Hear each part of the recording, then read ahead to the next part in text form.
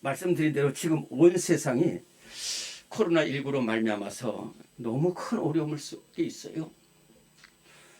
지금 지난 2019년 19라는 말이 2019년에서 중국 우한에서 시작됐는데 지금 물론 백신이 나온다고는 하지만은 계속해서 확산되고 확진자 감염자도 많아지고 따라서 사망자도 많이 늘어나고 있습니다. 이 숫자는 어느 정도냐면은 제1차 세계대전, 제2차 세계대전 때 온 세계가 전쟁을 벌였는데 그때에 부상당하거나 사망한 사람보다도 훨씬 더 엄청난 수가 감염되거나 죽어가고 있습니다. 저는 지난달에 저희 장인어른 진양희 권사님께서 소천하셨어요. 그리고 3일 전에는 우리 집에 제일 큰 형수님께서 소천하셔서 일산에 있는 병원 장례식장에 다녀왔습니다. 보면서 느낀 것은 이제는 속된 말로 죽어도 안 돼요. 죽어도 안 돼요. 어느 부인이 전화를 받았어요. 병원에서 남편이 소천했다는 거예요. 근데 그 남편이 뭐냐면은 코로나19 질병으로 병원에서 치료받다가 목숨을 죽었어요. 그래가지고 당신 남편이 죽었으니 빨리 병원으로 오라는 거예요. 그래서 이 부인은 장례식 준비를 다 해가지고 갔는데 저 유리창 바깥에서 거기 있으라는 거예요. 거기서 이 사람이 당신 남편 맞냐? 맞다 그러지. 됐다. 가라는 거예요. 가라는 거예요. 이 시신은 우리가 다 소독해가지고서 수고를 해서 주겠다는 거예요. 또 심지어는 어떤 부인은 전화가 잘 안 돼가지고 화장하고 수고를 가라고 전화가 온 그런 가정도 있어요. 얼마나 어려운 시대를 우리가 살아가고 있습니까? 그런데요, 오늘 말씀은 이 초대교회 성도들도 얼마나 어려움을 당했는지 몰라요. 지난 수요 기도회 때 우리가 이 코이노냐 시간을 가지면서 서로의 아픔을 나누면서 이야기를 했는데 이 초대교회 성도들은 지금 우리나라 교회들이 때로는 잘못한 것도 있고요. 전염되거나 감염되는 일도 있어요. 그러나 정말로 오해되는 부분들이 너무너무 많이 있어요. 초대교회 성도는 어떤 어려움이 있었냐면은 성찬식을 하거든요. 성찬식. 예수님이 십자가에 죽으시기 전에 제자들에게 떡과 잔을 주면서 포도주를 주면서 나를 기념하라고 하신 성찬. 그래서 그대로 합니다. 그래서 떡을 나누고 잔을 나누잖아요. 그런데 믿지 않는 사람들이 그걸 이해를 못해요. 그 당시 인신제사라는 걸 해가지고 막 사람들 죽여가지고 피를 막 나눠 먹고 그러는 것이 실제적으로 있었어요. 그러니까 예를 들어서 이 집 앞에 우리 엄냐국 앞에서 우리 교회를 이상하게 보기 시작하면 또 밑도 끝도 없잖아요. 초대교회 성도들 저놈들이라고 그러죠. 저놈들이 인신제사 한다는 거예요. 인신제사 막 죽여가지고 막 살 나누고 막 피 나눈다는 거예요. 또 초대교회 성도들 지난 첫 주일날 말씀드린 것처럼 마가의 다락방에 모여서 열심히 기도하는 거예요. 하나님, 우리 권사님 은혜대로 주세요. 우리 장로님 길을 열어 주시옵소서. 우리 안수 집사님 복되게 하여 주옵소서. 우리 어떤 집사님 너무 몸이 아픕니다. 계속해서 기도하고 통성으로 기도하는데 믿지 않는 사람들이 볼 때 저놈들 비밀 절사단체라는 거예요. 그래가지고 이 초대교회 성도들이 얼마나 어려움을 당했는지 몰라요. 그런데 이 초대교회 성도들이 오늘 말씀을 붙들고 끝까지 신앙을 지켰어요. 끝까지 예배를 지켰어요. 물러서지 않았어요. 거듭 말씀드리지만 지금 이 시대가 믿음을 잃어가고 있는 시대가 됐어요. 지난주 국민일보에 보니까 능력을 기회로 삼아서 교회를 탄압한다라는 그러한 그 글이 있었어요. 특별히 이슬람 국가 같은 경우는 이 기회에 전부 교회를 죽이자는 거예요. 그래서 교회라는 것이 얼마나 정말로 방역을 잘하고요. 제가 오늘 갑자기 이 부에 그 생각이 나서 그러는데, 이 세계로 교회가 이렇게 계속 대면 예배를 드리면서, 근데 철저하게 방역하면서 아무 감염이나 확진지 없이 예배 드리는데 폐쇄를 당했어요. 근데 그때 우리 안창호 변호사가 한 말 중에 이런 말이 있어요. 우리 교회 예배는, 모든 교회 예배는 PC방이나 헬스장처럼 이렇게 서로 마주보는 게 없다는 거예요. 전부 한 방향으로 예배를 드리고 거리두기 시설 잘 지키고 예배를 드리고 있다는 거예요. 그러나 어쨌든 이 시대는 그럼에도 불구하고 교회에 대한 탄압과 박해와 성도들의 핍박이 얼마나 많은지 몰라요.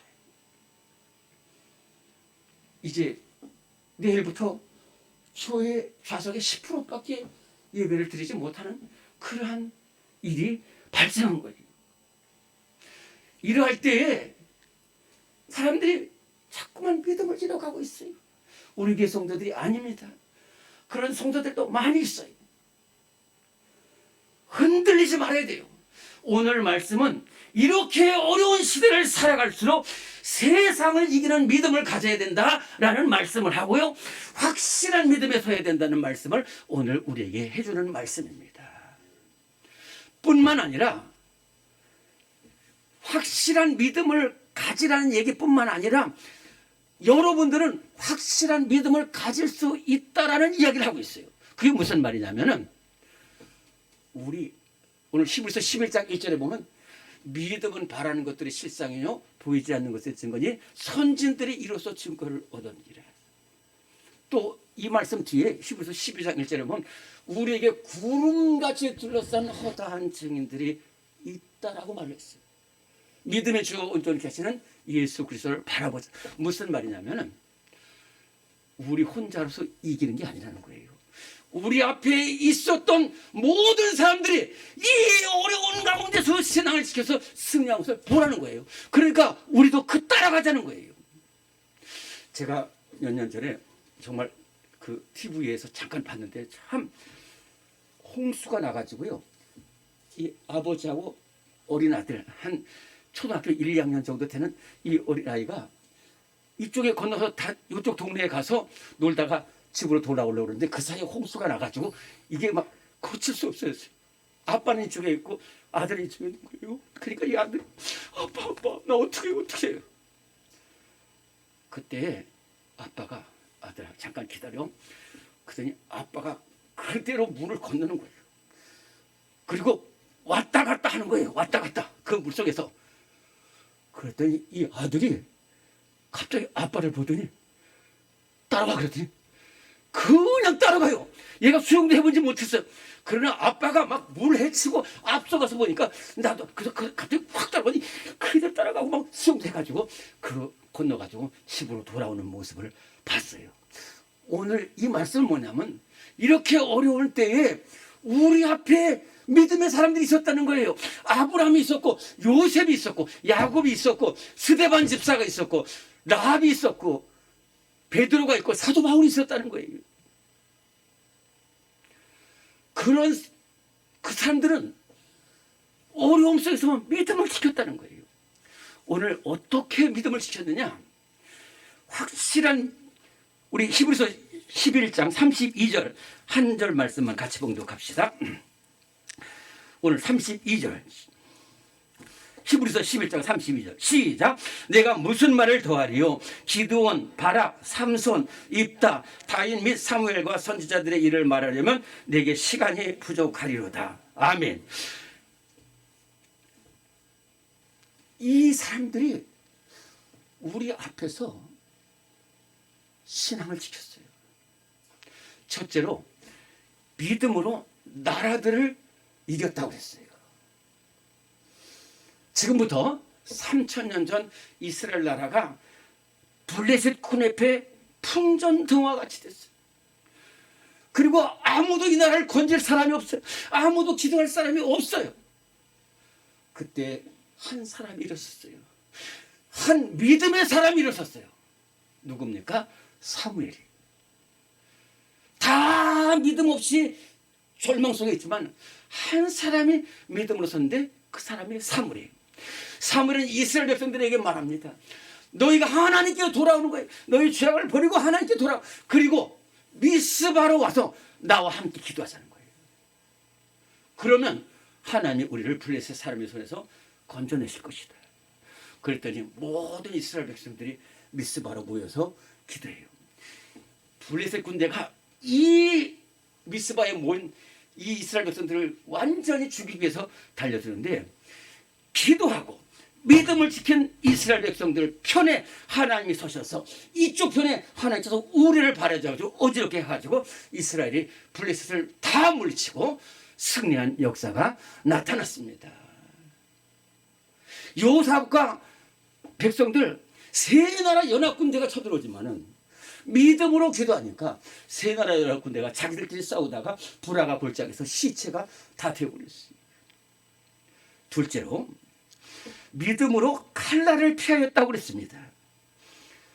다윗 왕은 사울 왕의 칼을 수없이 받았어요. 창으로 찔릴 적이 한두 번이 아니었어요.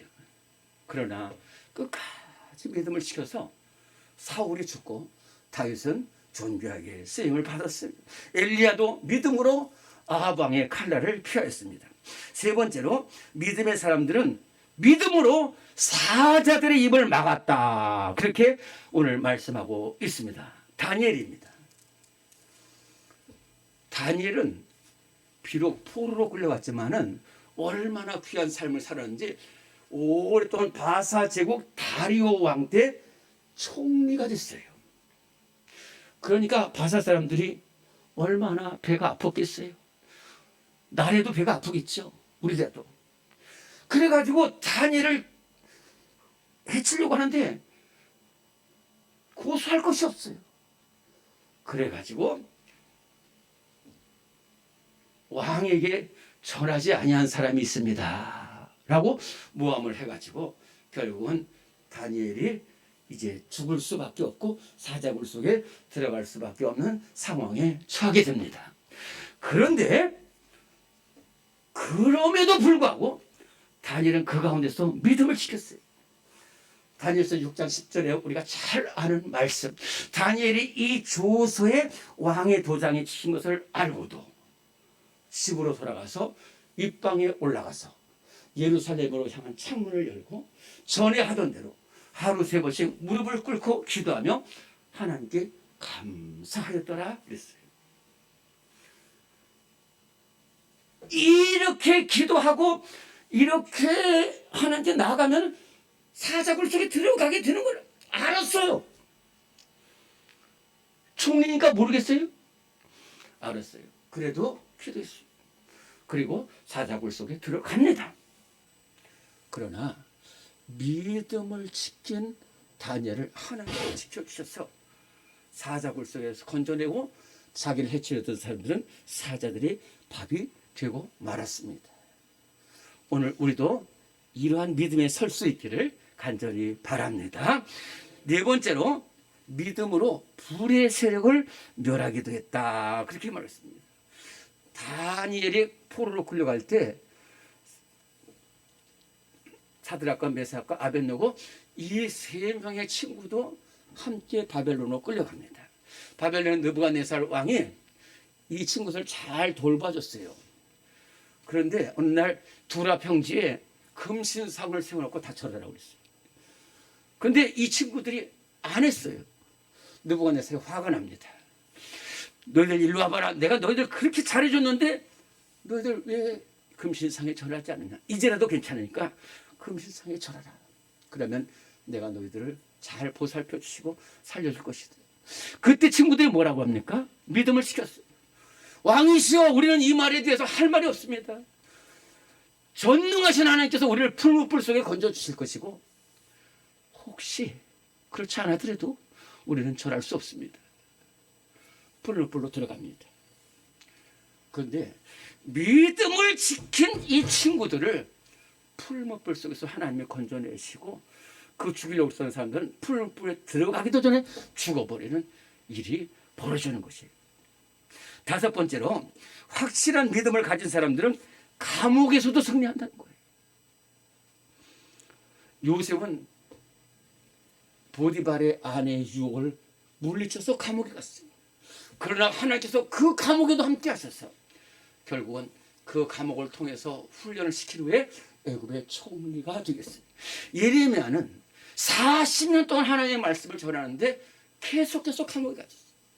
그러나 끝까지 믿음을 지키고 하나님의 말씀 전하니까 예레미야가 끝까지 살아남아서 하나님의 말씀을 전하는 선지자가 되었다 하는 것입니다. 또 사도 바울은 제2차 선교여행 때 빌립보라는 곳에 가서 복음을 전하다가 거기에 점치는 요종 하나를 고쳐줬어요. 그런데 그 요종을 고쳐주니까 돈벌이 하는 주인들의 돈벌이가 끊기게 되자 이 주인들이 합세해서 바울과 실라를 잡아가지고 때리고 깊은 감옥에 가뒀어요.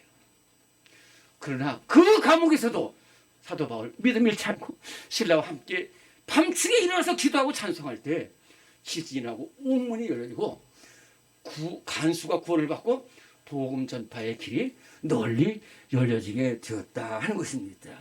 여섯 번째로, 확실한 믿음을 가진 사람들은 전쟁에서도 승리한다는 것을 보여주고 있습니다. 오늘 기드온에 대해서 말씀하고 있습니다.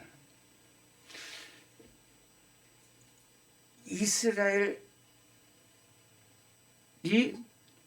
기드온이라는 청년이 있었는데 므낫세 지파의 한 청년이었어요. 근데 그때의 이스라엘 남쪽에는 어떤 나라가 있었냐면 미디안이라는 나라가 있어요. 아주 강한 나라입니다. 그리고 광야에 살기 때문에 그저 생업이 다른 나라를 침략해서 약탈하는 것밖에는 생업이 없는 민족이었어요. 이 미디안 사람들이 이스라엘 나라를 쳐들어와 가지고 가을이 되면 거둔 추수하고 그냥 그대로 뺏어가는 거예요. 사람도 끌고 가고 짐승과 가축도 다 끌고 가요. 근데 이스라엘이 힘이 없어서 대항을 못해.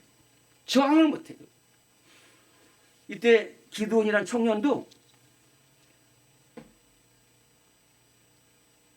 소출을 해주고 포도주 틀에서 밀을 타작하는 거예요. 얼마나 비겁한 청년입니까? 얼마나 용기 없는 청년입니까? 그런데 이 연약한 기드온에게 하나님이 나타나셨어요. 기드온아, 너는 큰 용사다.